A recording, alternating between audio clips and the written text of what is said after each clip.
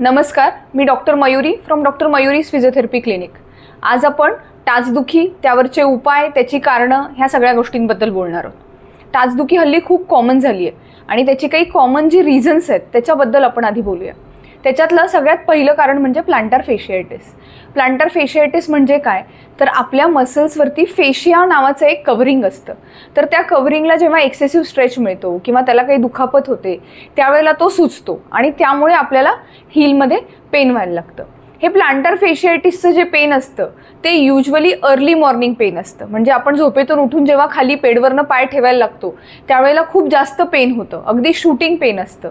किंवा आपण बराच वेळ एका ठिकाणी बसून आहोत आणि मग आपण उठून चालायला लागलो की अशा वेळेला सुद्धा खूप एक्स्ट्रीम पेन होतं। आता युजली हे पेन जसं जसं आपण चालायला लागतो, वॉकिंग करायला लागतो, तसं तसं हे पेन कमी व्हायला लागतं आणि जेव्हा जेव्हा परत आपण बसतो खूप वेळासाठी आणि उठायला लागतो त्यावेळेला पाय टेकवल्या टेकवल्या अगदी शूटिंग काइंड ऑफ पेन पेशंटला जाणवतं। युजली हे पेन जे आहे ते आपल्याला टाचेच्या इथे बेस ऑफ द हीलला जाणवतं। या इथे हे पेन इंटेन्स असतं। त्याची सुरुवात जरी इथून होत असली तरी हळूहळू हे पेन असा हा पूर्ण पार्ट कव्हर करतं। सो युजली काय असतं की हे जे हील पेन आहे ह्या पेनमध्ये काय केलं जातं, तर याच्यामध्ये सगळ्यात आधी आम्ही ॲडवाईस करतो कॉन्ट्रास्ट बाथ म्हणून। कॉन्ट्रास्ट बाथ म्हणजे काय असतं की एका टबमध्ये गरम पाणी घ्यायचं, एका टबमध्ये गार पाणी घ्यायचं। टबमध्ये गरम पाण्याच्या टबमध्ये पाय टाकायचे, 10 वेळा पायाचे पंजे वर खाली करायचे। गार पाण्याच्या टबमध्ये पाय टाकायचे, त्याच्यामध्ये सुद्धा 10 वेळा पायाचे पंजे वर खाली करायचे। असं एक 10 मिनिटाचा शेक सकाळी उठल्या उठल्या घ्या असं आम्ही सांगतो। त्याच्यानंतर अगदी अक्यूट स्टेट जेव्हा असते, म्हणजे जेव्हा हे पेन खूप जास्त असतं त्यावेळेला कुठल्याही पद्धतीचा एक्सरसाइज करू नका। त्या स्नायूला उगीच असं धरून स्ट्रेच करून बघू नका की असं केल्याने पेन कमी होतंय का। ओके, सो ते टाळा, नाही तर त्याच्यामुळे सूज अजून जास्त वाढेल। त्यानंतर तुमच्या नियरेस्ट फिजिओथेरपिस्टला व्हिजिट करा। तिथे आम्ही अल्ट्रासाऊंड म्हणा किंवा अजून काही ट्रीटमेंट लागणार असेल तर ती ट्रीटमेंट घेतो आणि त्याच्यानंतर काही एक्सरसाइजेस दाखवतो, त्या एक्सरसाइजेस तुम्हाला करायच्यात। आणि इम्पॉर्टंट म्हणजे घरामध्ये सुद्धा तुम्हाला एक फुटवेअरमध्ये इन्सोल येतो, सिलिकॉन इन्सोल म्हणून। तो सिलिकॉन इन्सोल वापरायचा आहे जेणेकरून जे प्रेशर पडतंय, आपलं जे वेट पडतंय ते वेट पण थोडंसं त्याचं प्रेशर कमी होतं आणि हील पेनमध्ये थोडासा आराम मिळतो। आता दुसरा कॉमनली होणारा प्रकार म्हणजे रेट्रोकॅल्कॅनियल बर्सायटिस। म्हणजेच सोप्या भाषेत काय असतं की आपल्या या इथे अँकलच्या जवळ एक बरसा असतो, एक अशी पोकळी असते, तर त्याच्यामध्ये सूज येते, त्याच्यामध्ये इन्फ्लामेशन होतं आणि तेव्हा दुखायला लागतं। युजली हे कॉमनली कुणामध्ये दिसतं, तर ज्यांना फ्लॅट चप्पल्स वापरायची खूप सवय आहे।